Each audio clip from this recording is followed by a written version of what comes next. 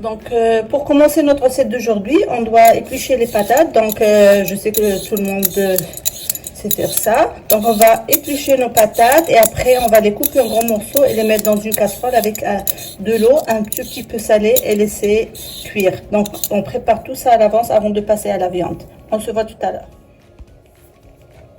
Voilà, donc une fois que les patates sont bien épluchées et lavées, donc on va juste les couper. Voilà, maintenant, les pommes de terre sont bien cuites.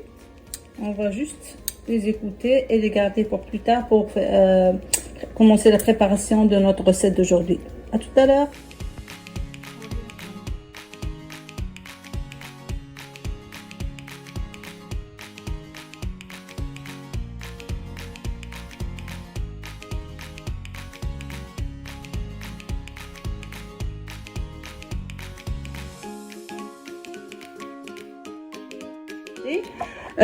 Pour les quantités, vous pouvez les ajuster selon le nombre de personnes dans notre famille, dans votre famille. Donc, je vais passer aux ingrédients et par la suite, on passera à la préparation. Ici, j'ai entre 500 et 600 grammes de viande hachée. J'ai les patates que j'ai fait cuire dans l'eau salée pour l'écraser après pour faire une purée. J'ai un grand oignon coupé très finement. J'ai une boîte de conserve de maïs que j'ai rincé et goûté. Une autre boîte de maïs, de crème de maïs aussi. 125 ml de lait. Donc,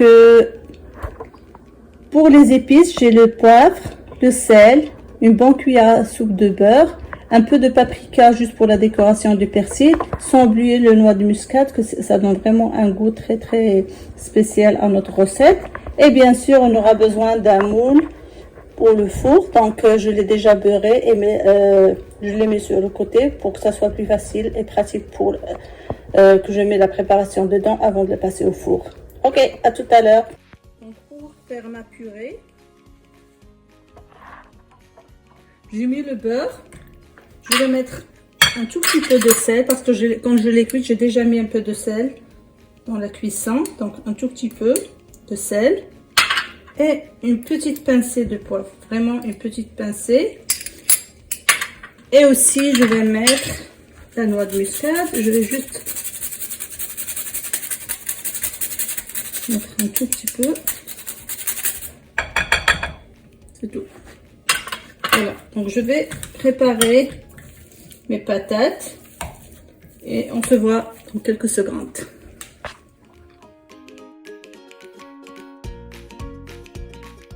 Pour le lait, donc je vais pas verser toute la quantité à la fois, donc je vais ajouter au fur et à mesure. Parfois, il y a des patates qui n'absorbent pas beaucoup de liquide, donc je vais pas mettre toute la quantité à la fois. Je vais aller doucement. Je mets un peu de ce côté-là. Et je continue avec mes patates.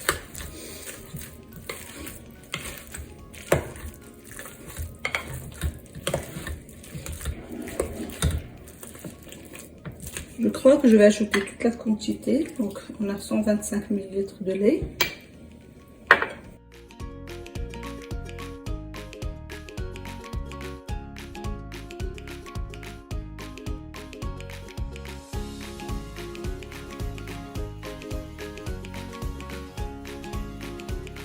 Maintenant, on va passer à la préparation de notre viande.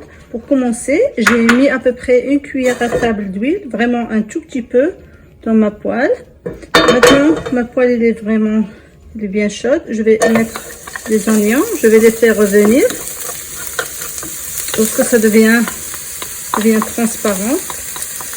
Ok, donc je vais faire revenir mes oignons juste pour quelques minutes.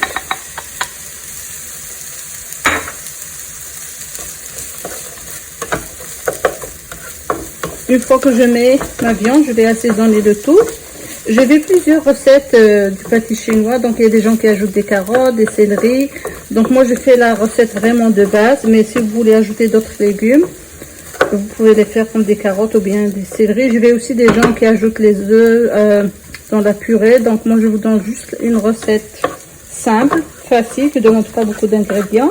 Donc vous pouvez toujours ajouter quelques épices si vous avez une préférence. Il y a des gens qui ajoutent aussi le concentré de tomate avec la viande. Vraiment, il y a des différentes façons. Mais ça, c'est vraiment la recette de base, traditionnelle, facile. Le plus important, c'est le goût. À la fin, ça doit être vraiment savoureux. Le feu n'est pas trop fort, donc c'est vraiment doux. Je vais juste augmenter un tout petit peu. Voilà.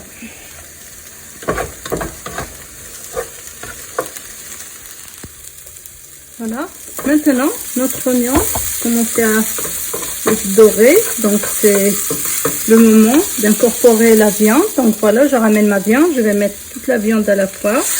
Comme vous avez remarqué, j'ai pas mis beaucoup de gras parce que ma viande est vraiment un peu grasse. Donc, pour éviter que le plat soit trop lourd, donc j'évite de mettre encore du beurre avec l'oignon.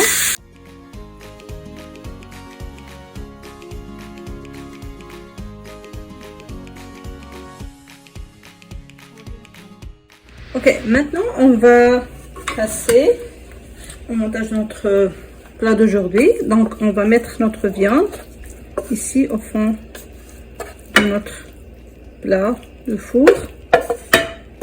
On va renverser toute la viande dessus.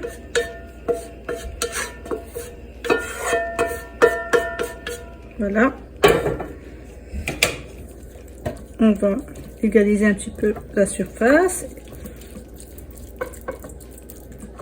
Juste avec une spatule ou bien une cuillère. On va essayer d'ajuster un petit peu comme ça la viande partout pour couvrir le fond du plat.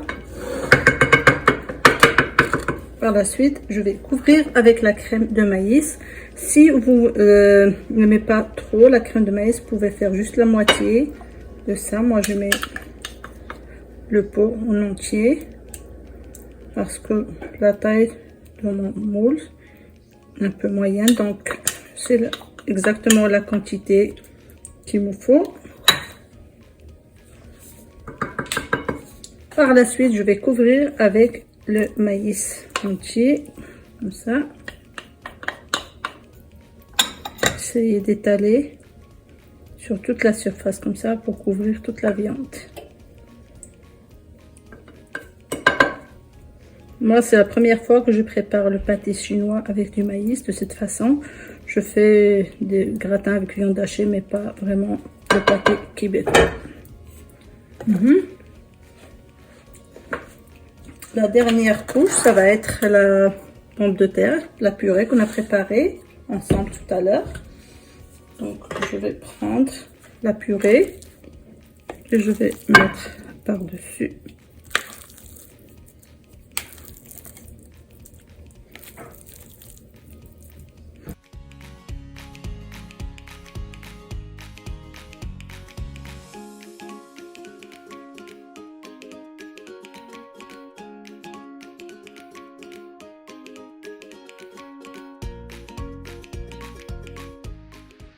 Et voilà, maintenant, nous avons bien réparti la purée sur la surface du plat.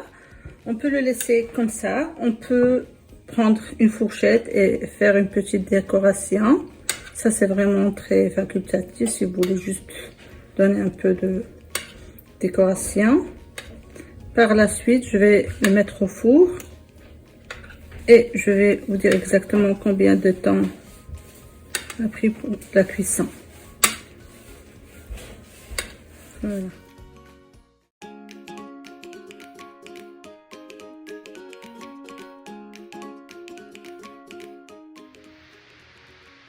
Et voilà, maintenant on vient de sortir notre pâté chinois du four. Vraiment, il est bien cuit. Je fais vraiment dorer un petit peu. Donc c'est vraiment délicieux. On va couper un petit morceau. Voilà, on peut voir ici. Tout est bien cuit. On peut voir la viande, le maïs et la couche de purée ici. Donc, je vais juste décorer avec un tout petit peu de persil sur le dessus. Ça, c'est vraiment facultatif. Voilà, donc j'ai coupé un morceau dans notre pâté chinois. Donc ça goûte vraiment très très bon. On peut servir avec une salade verte, quelques légumes, donc selon le goût. Ça goûte très très très bon. Donc n'hésitez pas de essayer cette recette chez vous. Donc je vous donne rendez-vous très très bientôt avec une nouvelle vidéo. On va découvrir une autre recette d'un pays différent.